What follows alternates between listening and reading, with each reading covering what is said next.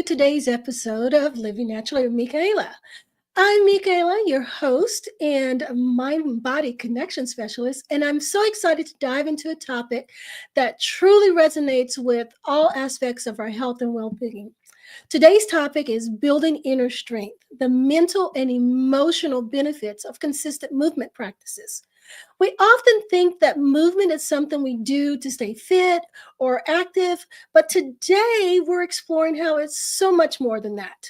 Movement is a profound tool for emotional healing, mental clarity, and cultivating resilience in the face of life's challenges. Whether it's yoga, Tai Chi, or simply walking, the way we move can directly influence how we feel and how we navigate the ups and downs of life.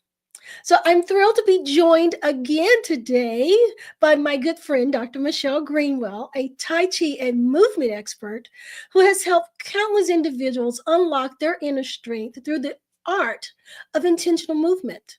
Together, we'll unpack the science, share personal stories, and offer actionable tips to help you incorporate movement into your daily life for a healthier mind, body, and spirit. So grab a cup of tea, find a comfortable seat, and let's explore how consistent movement can empower you to build emotional resilience and reclaim your inner strength. All right, welcome, Dr. Michelle. So I'm happy to have you here once again. I love these conversations that we have. And for those of you who may be just tuning in for the first time, Dr. Michelle and I have these conversations, once a month at least. Mm. So, tune in to, hear Dr. Michelle and I talk about, mind body connection, particularly from the body side of things. Since she is a movement specialist, I like to bring her expertise in with this part of the mind, body, and spirit. And in addition to that, if you're just tuning in, she's also the tea maestro. So before we jump into our topic for today, let's ask her what tea she has today. Yeah. All right. So the tea today is actually one that you can't purchase off my site. I have a couple other blends that are close, but I'll be bringing this out in the new year. This is a blend that I made for my parents for their 60th wedding anniversary. Ooh, And nice. it's always lovely to bring a group of ingredients together that can reflect who people are. So Yeah, this one is celebrating dreams. And I thought nice. that would be wonderful as people are realizing kind of the potential of what 2025 is going to mean to them, how they want to move forward. This gives them a way to do that. And it has a lot of herbs in it, but I'm going to bring to forward for us today the grape leaves that come off the vines in Okay. my backyard. And grape leaves help with abundance and Mhm. prosperity. But if you start to think about the grape and the communication that all those grapes have when they're on the vine together, how we collectively, when we work together, how we really can support each other. And just by being present with each other in a room to do movement, Mhm. and do that. Or in our case, we're reaching out online today. So, how our connection with people actually can empower and move them forward. Awesome. Awesome. I love that. I'm gonna have to grab that one when you have that available in the new year. That sounds like an excellent tea blend. All Cheers. right. So, as we get started on today's topic, I want to, again, as we talk about, set the intention for the show. So, and in setting the intention for this show, I want those of you who are watching to kind of open yourself up to the idea that movement is more than physical. Okay. We often will think about movement as just, like I said, exercise or, a means to get from point A to point B. But movement is so much more than that. And that's what we're going to be talking about today. Movement is a gateway to mental and emotional resilience. And that's what we want to bring forward today to help you get out of the mindset that movement is just for exercise. It's just for, mobility. It's so much more than that. And that's what we want to help you understand today because movement can be a huge part of physical transformation. And we've often talked about the physical transformation, but I want you to understand that it can also be part of that emotional and mental transformation as well. So that's the part that we're going to be talking about today.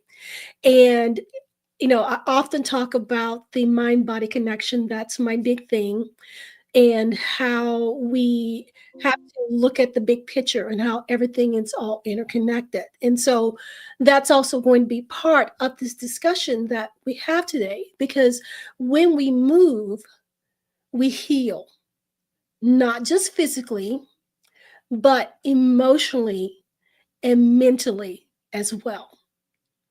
So let's start off with the science behind movement and emotional health.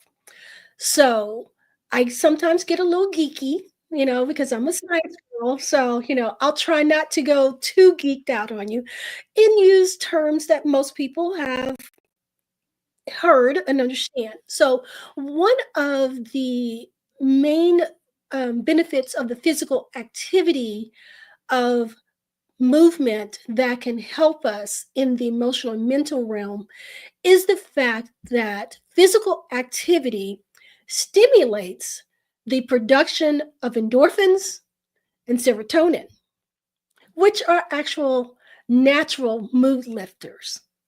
Do you agree with that, Dr. Michelle? Absolutely. Yep. And movement also helps reduce cortisol levels, which mitigates stress and anxiety. So, everyone's heard of cortisol, everybody's heard of stress hormones. Everyone knows how stress can affect your physical body, but stress can also, contribute to mental issues like anxiety, anxiety attacks, and anger and frustration and all of that stuff. So physical movement actually produces chemicals in the body that helps offset all of that. So you can see how that physical movement can have a direct effect on your emotional and mental well-being as well. So, I've had a client that struggled with anxiety, like severe, severe anxiety, but she was able to naturally find profound relief just by committing to walking 20 minutes a day. So she would get up, she'd go for a walk, 15, 20 minutes. Didn't matter, just go around the neighborhood, 15, 20 minutes. She did that consistently, and eventually her anxiety started to reduce and eventually go away. And the only thing that she changed really was taking a walk every morning. She'd get up in the morning, go for a walk, and that helped reduce that anxiety. It set the mood for the day. And she found that she started her day with less anxiousness, which made the entire day go so much better, which helped reduce the stress, which helped her sleep better at night. And then once she started sleeping better, other physical transformations also came about. And it all started with just making a choice to go take a walk. So I'm sure you've have, stories like that as well. So, why don't you jump in from your perspective about, how movement can help our emotional health? So, one example, as you were talking about the client you had, I had a student that this was when I first moved to this area, and she was one of the first students that I had. She at that time would have been late 60s probably, but had collapsed on one side, so her posture was slightly twisted with a dropped shoulder. And what she found was when she went walking, she actually ended up having her anxiety attacks while she was walking. Mm, And the reason we discovered later on was after we had been doing movement with Tai Chi and her posture came back up to more of a straight, mm-hmm, the pressure that was on the organ systems that are related to the emotions of anxiety, mm-hmm, kidney and bladder, they mm-hmm. actually started to have more space, everything lined up, and all of a sudden, the anxiety disappeared. And so then her choices when she was out walking became ones of how far can I go? How much energy do I have? And then choosing Mhm. different routes each day. So as you were talking about taking that 20-minute walk, get started, fantastic. Yeah. And then the next part is while you're walking is to look at that posture, because the posture, if you're holding anything hostage, then you're going to have the motions come up that are related to those muscles and that Mhm. structure. And this gives you a way to start to really shift things. That's where walking, where you can swing both arms. That's Mhm. where lifting your head so it's not forward like it would be at the computer, but being able to lift it up and look around and see what's going on in the surroundings. Right. That all makes a difference to what happens to the posture. So, yeah, it was pretty profound. Yeah, yeah, yeah. And which actually that segues right into our next point because you were saying, pay attention to the posture. Mhm. And for me, that's all about mindful movement. So people have heard mindful movement, but then, it's like, oh, that's so woo and blah, blah. No, it's paying attention. It's awareness. Just like you said, paying attention to the posture. You can do mindful movement with the walk.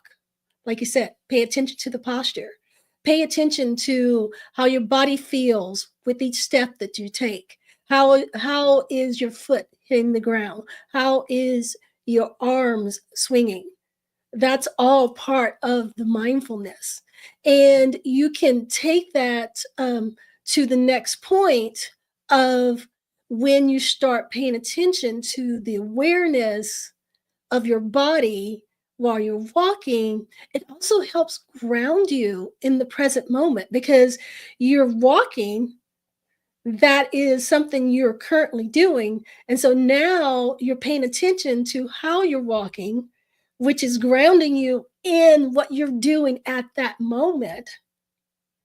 And your mind doesn't have time to go think about all of this other overwhelming stuff. So there's less chaos because you're paying attention to your walk.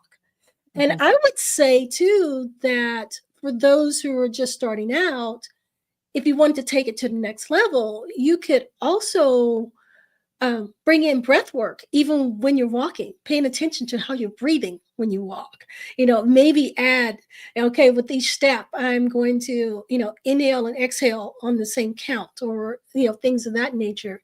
And being able to focus on your breath and during the movement, which is something that I teach and learn even like in yoga. It's the breath with the movement. It helps you align the body and the mind by combining those two things. And so, I, always suggest that with my clients that they start off, if you're trying to create a new practice, you start off with slow, deliberate movements, like stretching or walking in the morning that kind of sets the tone for the day. And you can add breath work to that. And there's so many things that you can do, but you're the movement expert, so I'm going to let you take over this particular point. So I'm let's going to do an example for people. I think this okay. would be really helpful. So, if you take a breath in now and notice what kind of breath you have, you can also notice actually where your posture is.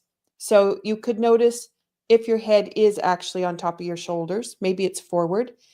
If if your spine feels like it's compacted or if it's stretched, most likely everybody feels a little bit compacted, Right. sitting down kind of Yeah. thing. Okay, so you know what your breath feels like at the moment. So now you're going to tap from your shoulder to your palm with firm pressure. Tap all the way to the bottom. And we're going to do this 3 times, top to bottom, and then we do the other side.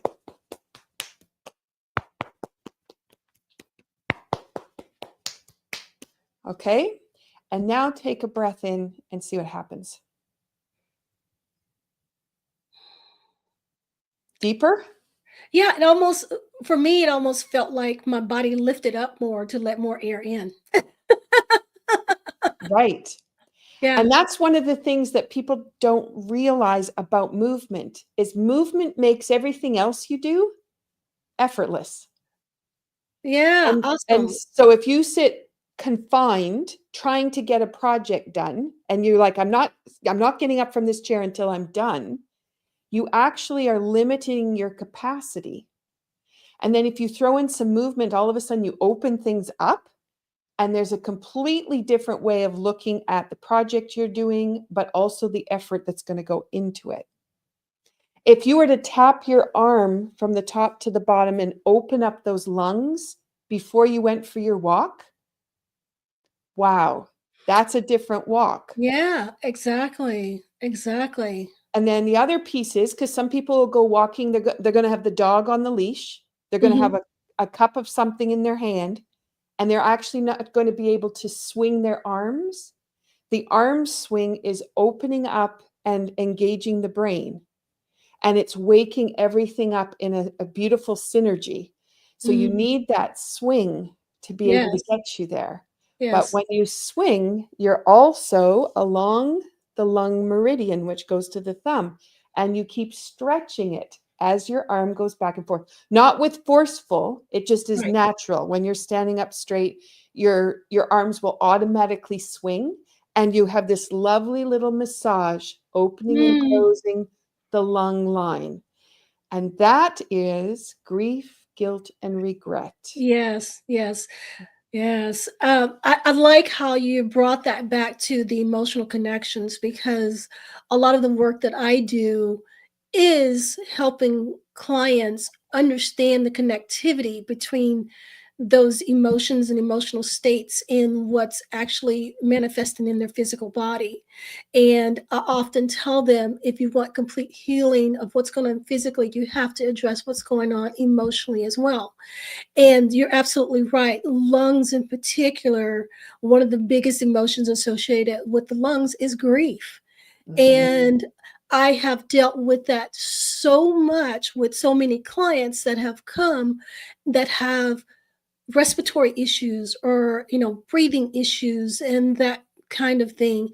And usually there is some sort of emotional grief that also needs to be dealt with that they didn't even realize was playing a part in what is going on with them physically, whether it's it's the grief of loss of a loved one, or grief of the loss of a relationship, or any other type. There are different types of grief, so grief isn't always like death and loss, that kind of way. mhm, Sometimes it's like grief of losing a job, and then next thing you know, it's like you're having a hard time breathing. That's all connected.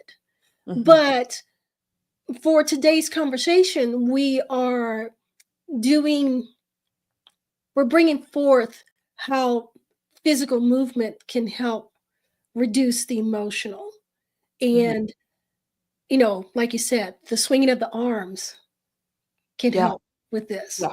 And there are so many other movements that help with other emotions that are connected to that particular body part. Mhm, And I think it's an important thing for people to understand more on a more common basis. A lot of people are not aware of that. And that's one of the reasons why I really wanted to bring this topic out today, because I feel like it's a very, very important discussion that needs to be had. It's information that people need to understand, they need to be aware of, and how interconnected everything is: body, mind, and spirit, and mhm. soul. Two totally different things, but that's another conversation. So well, thank you for that little demonstration. I encourage you all to take that and add it to your tool belt on things that you can do before you take a walk. I personally like walks because walks are an easy way for most people to get started, even if it's starting with very short walks just to get the body movement. And I particularly love that walks also help pump the lymphatic system, and all of that plays into just being able to detox the body. And when we physically detox, it can also help us emotionally detox as well, because toxins are toxins. And so, and again, it's all connected. So it's important to understand the relationship between movement and emotional and mental. All right. So, which, will segues right into our next topic point here. And it's about building a relationship between body and emotion. So we've been talking a lot about how this does this and this does that, but how do you build that relationship between your body and your emotions? So emotions, we've talked about this before, emotions are often stored in the body, in different parts of the body. Certain emotions tend to be stored in certain parts of the body. It just is. Okay. We call it the issues in the tissues. so, so movement can help release those emotions, which we've talked about that before. We've talked about how, we can do certain movements when emotions get stuck in the body. I think the last time we talked about this, we talked specifically about hips. Is that right? We were talking about hips Mhm. Yeah. and the trauma that and emotions that get stored in the hips, and being able to do movements that opens up the hips will help us, release those emotions.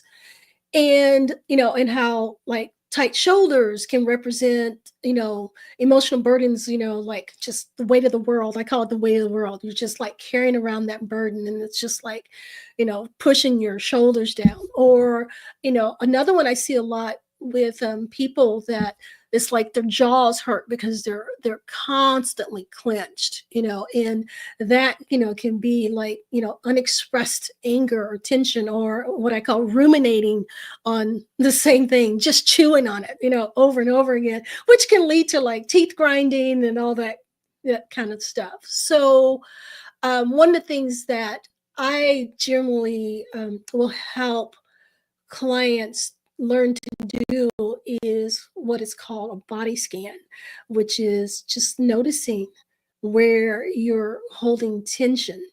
And I believe that's something that you do as well. Am I correct?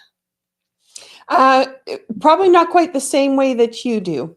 So do you Okay. want to explain yours and then I can Okay. explain All from right. my view? Yeah. They're the same. It's just that our viewpoint is we're just coming at it from a different angle. Right, It's right. really And that's cool. why I love having these conversations, because it's like we talk about the same topic, but we come at it from different angles, because there's usually more than one way that you can address certain things. And that's important to know, is that there's more than one way to skin a cat. Well, that's the phrase here is not necessarily a good phrase. So scratch that. All right. So yeah. So for me, a body scan is more along the lines of, it's like I generally would just say, I'll just close your eyes and just, start, from the head, and just kind of draw your focus to the top of your body, and then just kind of just go down through the body and just see where you're holding attention. So, it's so for me, it's more of a guided exercise. I know for you, it's probably different. And the way my body scans are is rooted more like in yoga, in somatic practices. So, but it's more about drawing awareness to your body, and just coming within and noticing what part of the body feels wonky. And when you notice what part of the body is wonky, it's like, okay, well, that's probably some place that you're holding the tension. Why are you holding tension there? What is that related to? Again, there are certain parts of the body that hold certain emotions. As we talked about, shoulders is burden. It's like, what's burdening you? What's holding you down? What have you taken on? Whether it's right or left makes a difference. It's like, are you like taking on everybody else's burdens, or are you worried about something? You know, is are you having trouble breathing? Okay, if you're having trouble breathing, what are you grieving? If your feet hurt, it's like, okay, so feet is about stuckness. Why do you feel like you're stuck? Why are you stuck? So for me, it's more about that. It's about paying attention, bringing your awareness in, and noticing what part of the body is feeling tight, what part of the body is holding tension, what part of the body is hurting, because that's usually going to be your first clue to what's going on emotionally. Mhm. Mhm. And then if you go from that place, then you also have, are you operating in an isolated capacity that Mm. the tissue is like a bicep curl? You're just trying to get that bicep to do that one action. Or is your body integrated so that when you move, everything is moving together as one? And the way that I could demonstrate this the best is if you turn your head to the side, see how far you can see, but notice what it feels like to turn each direction. And you may have seen me do this before, but I'm going to bring it in regards to integration. So turn your head and then notice how it feels. And you'll notice it's an isolated movement Mhm. because we're trained that it's an Right. isolated movement. Because we use that all the time. Like people use that as a way. Okay, so now what I'm going to suggest to you is integrate the movement. That's all I'm going to tell you. Now turn your head and see what it feels like to turn.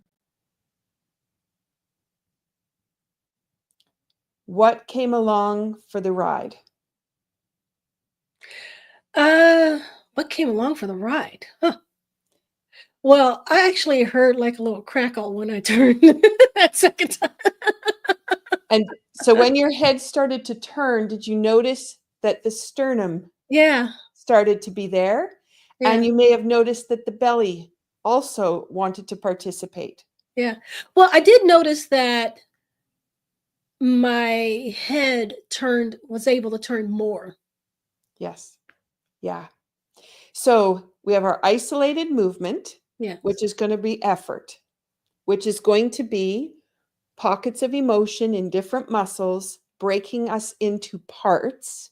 Mm, And then you have integrated movement, where you go to turn your head and the rest of the body goes with you. You open up your range of motion, but now you also have a conversation going on in your body. Now, emotions that could be pocketed have a chance to let go because they can talk to each other. And we oh, all know how that feels when we have a friend who comes over for tea yes.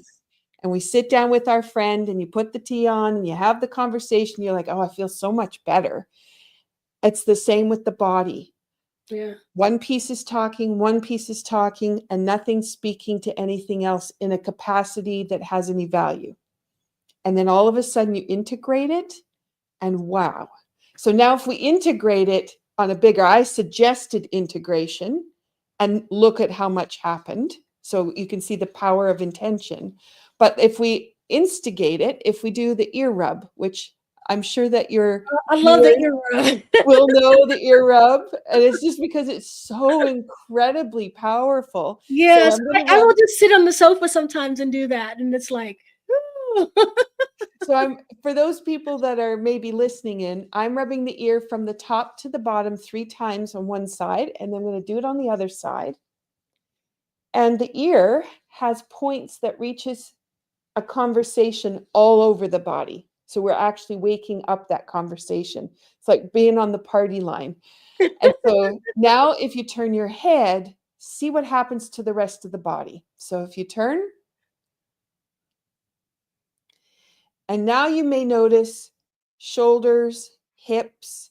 You might have noticed right down to the feet that there was an integration of conversation. Our organs Oh, function so much better yeah. when that integration is going on because they need each other in order to do their best work. And when you start to notice the jaw is tight, Mhm. you notice that the weight of the world is on your shoulders. You're not integrating all those systems and providing them with their very best. And those clues are in what you have in awareness.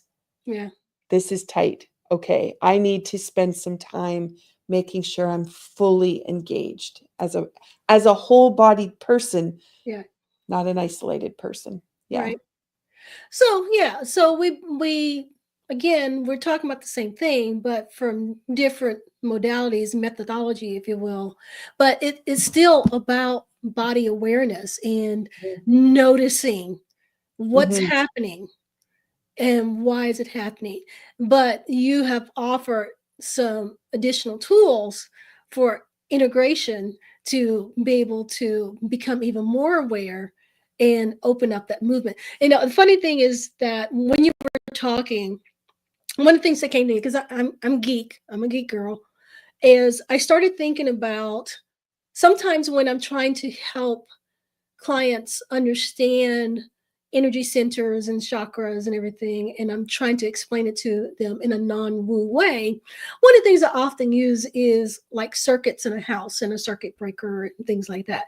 And so when you start talking about the body parts talking to the other body parts and the pockets and the emotions being able to talk with the friends and stuff, I started thinking about circuits.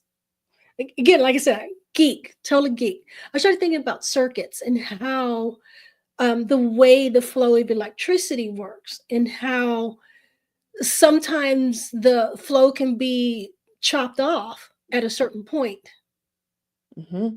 and being able to open that circuit up so that energy can go along that entire circuit and reach the end of that circuit makes a total difference. Mm-hmm. So, like, you're trying to turn on the light and something else is on that circuit that is disrupting it. The light won't come on when you turn on the switch because there's a disruption. Mm-hmm. But if you can remove that disruption and you flip the switch, the light comes on. Mm-hmm. And if you have that clenched jaw or you have that tension in the shoulders, and you say to somebody, you know, find joy, and they're like, I can't find joy. This pain in my neck is driving me crazy. Well, joy is on the other side of the flow. So you Mhm. got to be able to get to the flow. And if you think about, there was the circuit, but also if you think of the beaver dam, and you Mhm. think of the waters flowing in, same as that circuitry, somebody puts in that nice beaver dam, and this pool starts to emerge and it gets bigger and bigger. So you think about, I'm trying to think of a muscle, the pecs. Mhm. So in the pecs, that's related to stomach, and that's related to being able to digest emotions. So you're here and you're compacted. If you think of that as being the water next to the beaver dam, and Mhm. the water's coming through, pecs are totally fine, and then you sit at your computer for 4 hours and you made the beaver dam, Mm. and now Hey. you've got this pool of emotion that did not get to digest, and then you get up from there and you turn around and you snap at somebody, Yeah. and you go, why did I snap? Or they're looking at you going, what is wrong with you? And it was because the system was so overloaded that emotion just burst out, and you Yeah. need to bring it back into flow to find that you flip that electric switch and everything just flows beautifully through. There aren't any spots where it's going to beaver dam. Right. I like that analogy. I like the analogy. I'm always looking for ways to be able to explain things to people Mhm. in terms that they can understand. I know sometimes, this information can become a little highbrow, and my goal is always to try to explain it in layman's terms that where most people can understand it, because I think it's important. So thank you for sharing your wisdom in that particular analogy, because I think a lot of people can also be able to relate to that one. Probably relate to that one more than the circuit stuff. Again, I'm a science girl, so I get kind of geeky. So, and I try not to be so geeky, but it's me. I own it. So,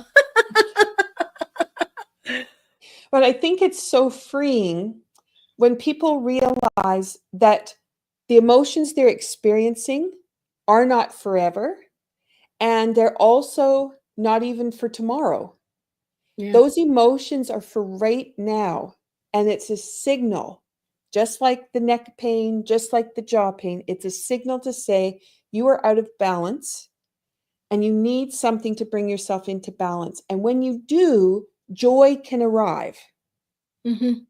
and some of the other emotions, love or gratitude, they can all be there, but it's really hard if everything's been blocked up in a certain way. You're overpowered by the emotions that are a part of those systems and Right. those muscles. Yeah. Right. Yeah. I want to take a moment to go back because I had something else pop into my head about you mentioned about digesting emotions. And digestion is a huge, huge thing. Mm-hmm. And so I wanted to revisit that a little bit, based on the experience that I've had and a lot of the people that I've dealt with. I often will have many clients that will come that have so much digestive distress of some sort. Mm-hmm. And almost always it has to do with some sort of emotional turmoil that they're either currently dealing with or is from the past that they haven't dealt with. And it's totally affecting their entire digestive system. Now, there are different points in the digestive system that have specific types of emotions that are involved in it. But I think it's important for people to understand that because we're talking about connectivity here, and that if you're having digestive issues, there's most likely some sort of emotional turmoil that you need to deal with, whether it's current or past. Specifically, like some of the stuff I deal with people will come in and they will have issues with their small intestine. Mm-hmm. And one of the first things, I will ask them is, are you having trouble holding proper boundaries? Are Mm-hmm. you always saying yes to things that, you don't really want to do? Do you, do you have a hard time saying no? Do you let people walk all over you? Most of the time, small intestinal issues are going to be the inability to hold proper boundaries. And um, it's part of the not digesting, if you will. But in the case of the small intestine not holding proper boundaries, it allows all of this stuff that you're either absorbing that you shouldn't be absorbing, or you're not allowing those emotions to dissipate. Because that's what the small intestine is. It's all about the the absorption of nutrients. So you're not providing yourself with your own nutrients. Mm-hmm. When there's colon involved, often there is, I call it the holding on to the old CRAP. It's like, so you're clenching, you're holding on to stuff that you don't need to hold on to. And those are the types of clues that your physical body can give you about what's going on the emotional and mental side of things. So yeah, today's show is about how physical movement can help you on the emotional side of things and have emotional and mental resilience. But you also need to be able to understand those clues that the body is trying to give you. Mm-hmm. Mm-hmm. And if you're looking at small intestine, one of the muscles that's related to that is the quad. Mm, And the quad has 4 parts to it. It's a very big muscle, and most people just assume it's working. right. But very often it'll actually relax, or only parts of it will be working, not all the parts. And then you have misalignment in the knee, which goes down to misalignment in the ankle. And then you also have um, where the knees will hyperextend off Mm, the back. And, yes. Yes. and if you come back then to those emotions that are with that, and you start to really look at what am I not digesting, what am I not supporting myself with, Hmm. that will actually transform. That changes lower back pain, Yeah. that changes neck pain, that changes the alignment of the spine. Just so, so powerful. Yes, yes. And it's, and it's very important for us to nourish ourselves as well. Mhm. Mhm. So we Yeah. need to provide ourselves with nourishment. Mhm. And Mhm. that's not always physical and food nourishment. It's also emotional nourishment. So, Mhm. Mhm. all right. Well, let's move on to the next point. So we're telling you all of this stuff. Okay, you can do this, and you can do that. But here's the thing: you can know what to do, but it's not going to do any good if you don't actually do it. Okay, so part of being able to put these actions into place, consistency is a huge key to all of this. You may not feel like doing it, but if you want to see the results, you have to do it and you have to be consistent with it. So, this is where, I would start to talk about the importance of routine. It's like you can, when you first get started, it can be very hard to get going, but once you establish a routine and it becomes part of what you do, it's easier to do that, and then you will eventually see the results there. So one of the things that I like to help people understand is that start small. Even if you do start with 5 minutes a day of intentional movement, it can start to help with that mental shift. You start seeing that change from that little bit, and then you'll start doing it more, and then you'll start doing it more. But consistency is the key. You have to start somewhere and you have to stick with it. Even when you don't feel like it, consistency will help you get past that not feeling like doing it, and that will create more resilience as you do it. And that's when it becomes routine.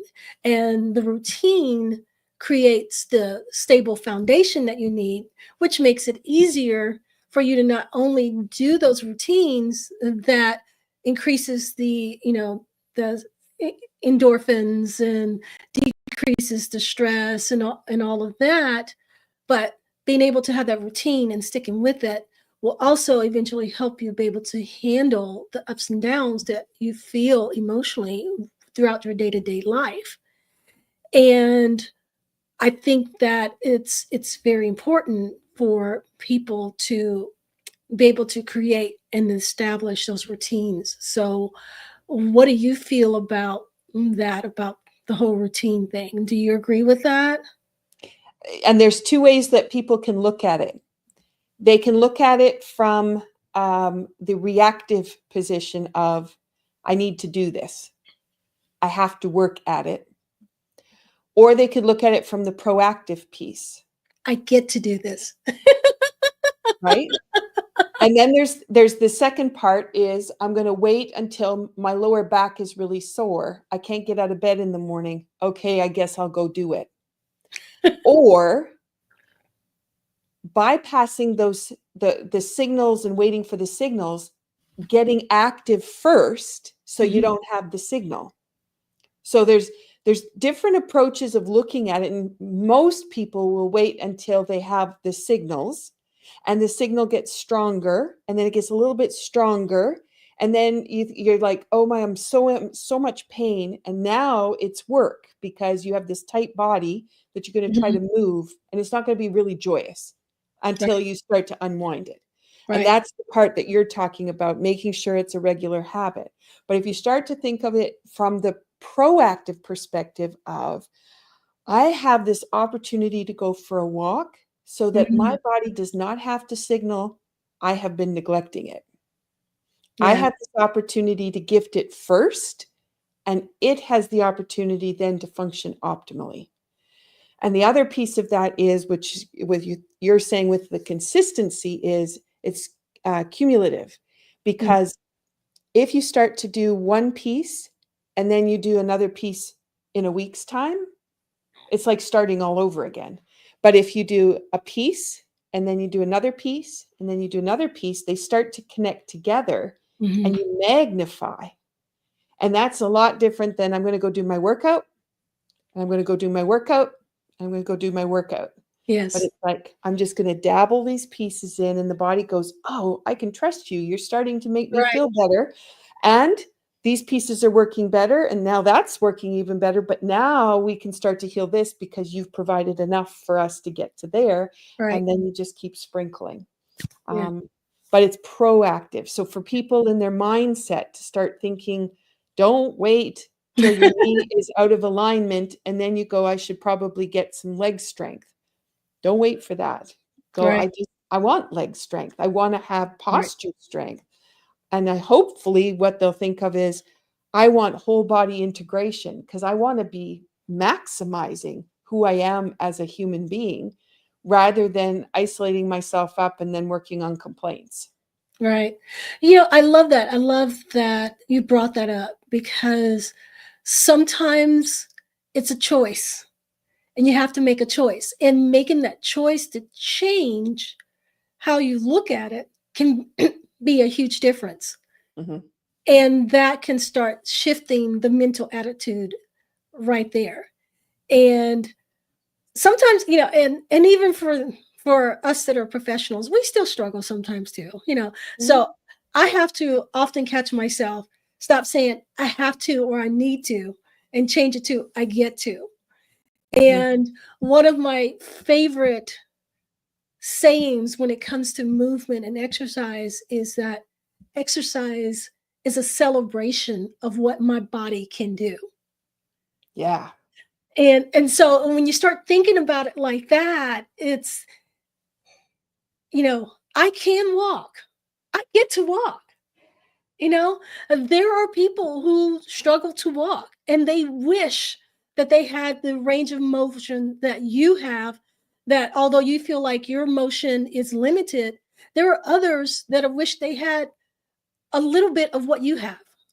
So when you Mhm. start thinking about it in the terms of, I get to do this, I have, you know, I have the health that I have now that I can do these movements that's going to help me even more.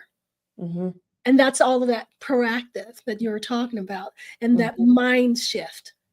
And Yeah. when your mind starts shifting and then you add the physical movement to it, it shifts even more.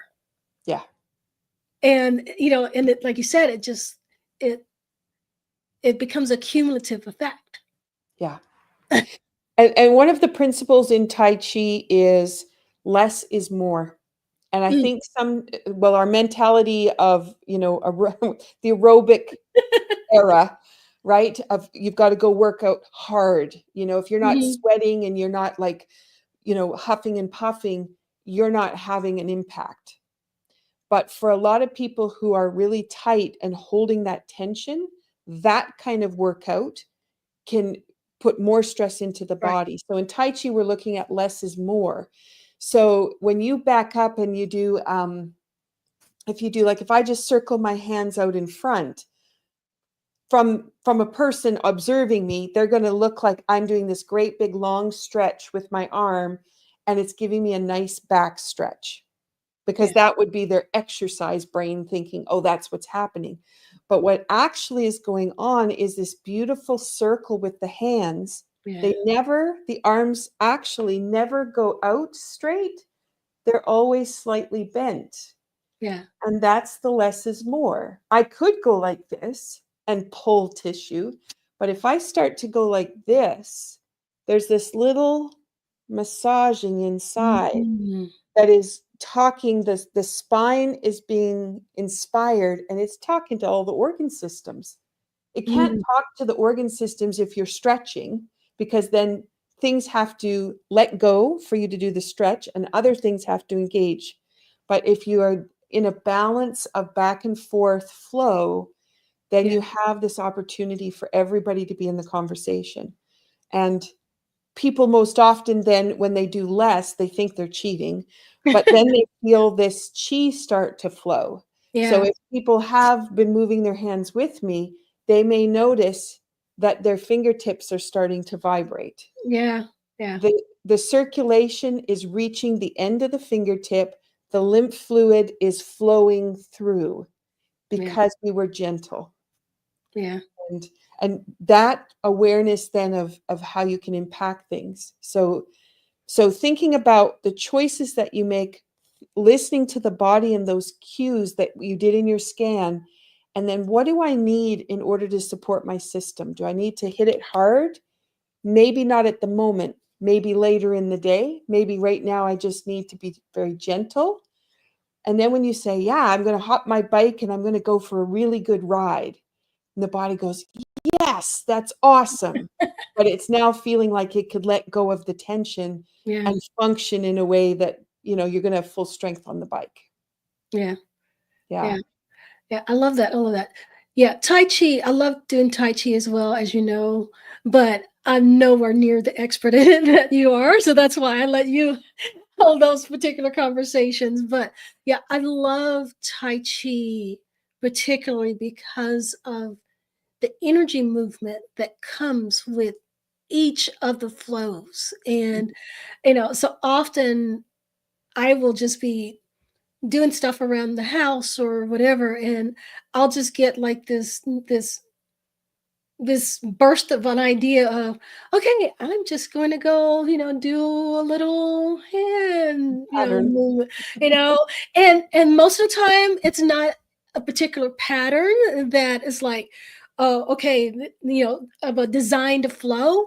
It's just my body just decides it wants to move like this. And often just having that awareness of how my body wants to move and just taking the opportunity to do the movement, whether it's like a real movement or a scheduled movement or a part of a flow and just moving, it makes all the difference in the world because your body is cueing you into what it wants at that particular time. And Mhm, if you can give it what it wants, even if it's just a couple minutes, it can totally change the rest of your day. It can mhm. totally change your outlook on life. And I know that's very dramatic for some, but it can. It can change your Yeah. outlook on life. It can change your outlook on your day. It can create these moments of gratitude Mhm, in the movement mhm, at that particular moment that builds into something bigger, mhm. something greater, that joy that you're trying to find. It can start from a little hand movement. Yeah. And that's just how amazing our bodies and our minds and the connectivity of it all is. So, yeah. Mhm. So, oh, I'm getting goosebumps. And I think it would be important here to talk a little bit about those people who have chronic signals. I'll call it Okay. that. Chronic Okay. signals that are coming in, and the only thing they hear is that static, and they've forgotten how to hear of the silence, the Yes. places where things are in harmony, the places where things really move well or function well. Um, and then if you can realize that maybe you have been listening to the static, how you can start to change your day to listen to the silence or to listen to the joy. The elbow moves so beautifully, like you were saying, just to find that. You go in the kitchen and do the dance, put on your favorite music, and you feel that joint opening and moving and feeling so lovely, and then being aware of what that feels like, because they're so aware of the static and what the stiff joint feels like. Where in the body do you find that joyous movement? Because that exists, but sometimes we just close the blinds and we Yeah. don't realize we're not seeing it. Yeah. Yeah. Yeah. All right. So, which brings me to our last point because we're, getting close on time. But so we've been talking about movement and how it can help us on the emotional side of things. But now I'd like to talk a little bit about how movement can also be a tool for emotional empowerment. Because in the end, these conversations we have are about empowering people to take control of their own health and their own bodies and their own emotional states and their own mental states. So movement can be a tool for emotional empowerment because consistent movement fosters the self belief that you can overcome challenges, because as you start to overcome it and you're like, oh, I can do this, oh, I can do this, that starts to build you up on the inside that I can do this. And once you start believing in yourself that I can do this, it may start with, oh, I can do this walk without pain, oh, I can do this exercise, oh, I can do this. And then that translate into being able to do other things as well. Not just movement things, but the great idea you have. Oh, you know what? I can actually totally accomplish that. And Mhm. that's how that physical movement that changes the mental activity, that changes your outlook, can create these wonderful grand things that you can eventually do. And I personally feel that movement is an act of self care. We often talk about self care. It's like one of the things I always tell everybody to is like, no is self care. Saying no to things is self care. You don't need to do everything.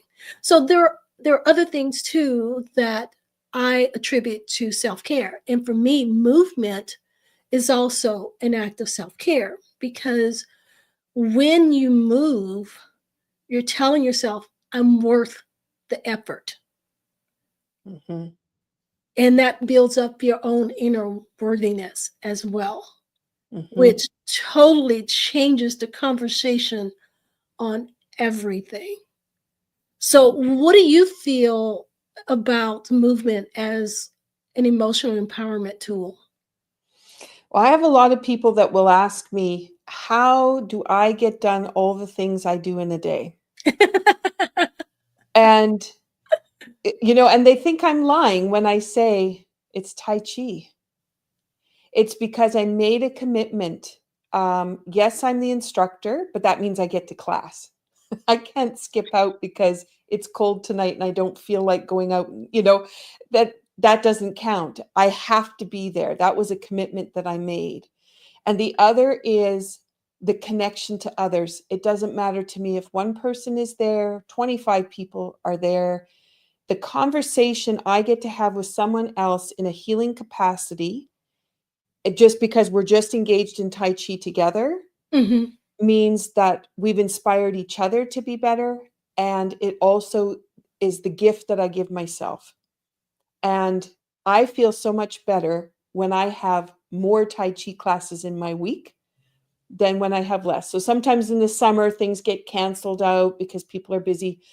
But then I have to make that commitment to myself to make sure I go and still practice. But then it's like always shorter.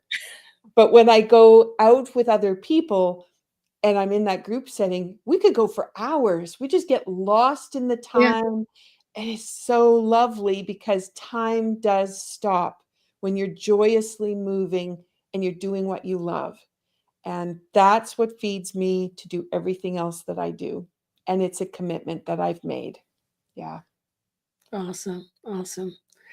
All right, so we're coming to the end of our time. So, we've talked about a bunch of different things today, and you can do it. Start small. Start with something and then build upon that.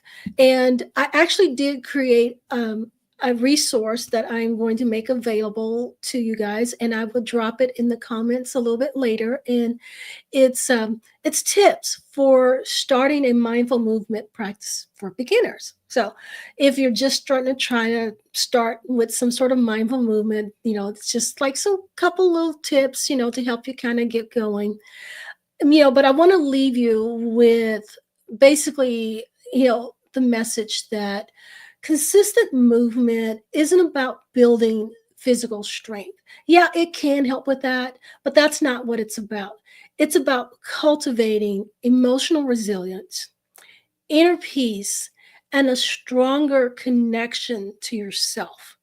Because when you move, you're telling yourself that you're worth it. The benefits that are going to come from that movement will start to manifest itself.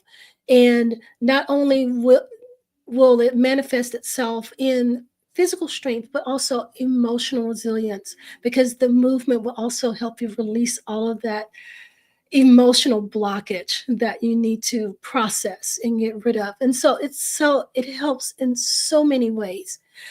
But in order to do that, consistency is key. So pick something small, start small, and just start doing it and keep doing it. And then see how it makes you feel, both physically and emotionally. As you start to feed into how much better you feel, you're going to find that you want to do it even more because you'll feel even better. And it starts this huge snowball effect. So I encourage you to come up with some sort of mindful movement practice. Start with something you like and just be consistent with it and see what happens. So, Michelle, would you like to leave us with some final parting words? I would. I would. So, from my resources, if you're on my YouTube channel, which is at Michelle Greenwell, there is a playlist called Tai Chi Wellness. Okay. That one has single little videos of just individual things you can do. There's other videos there too, but just pick one.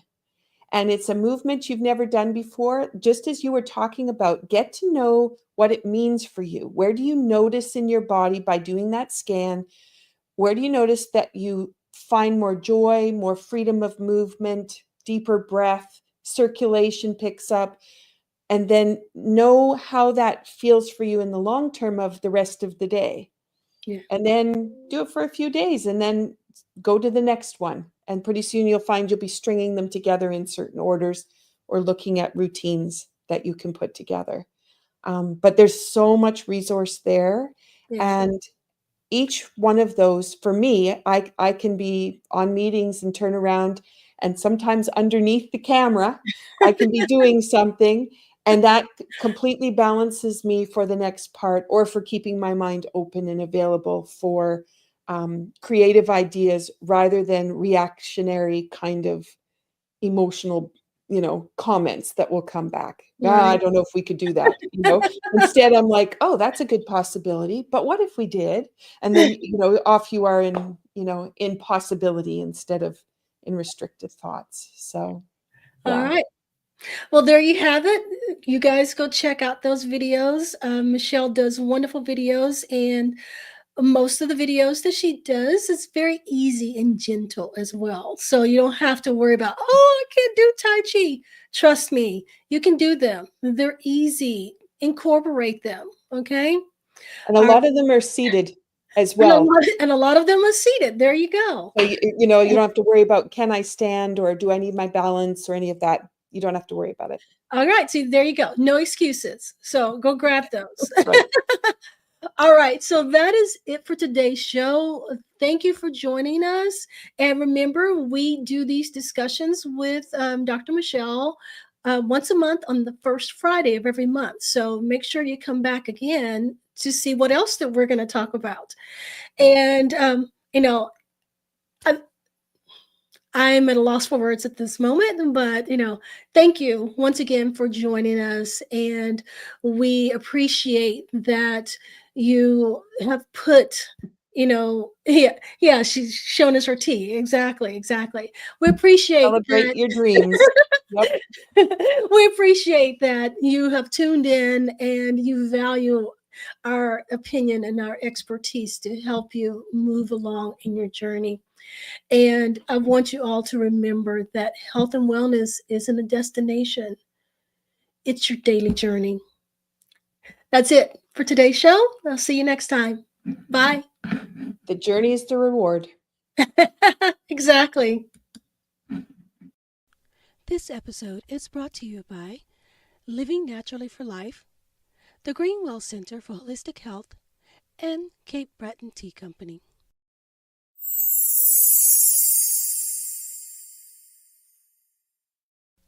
comment, like, subscribe.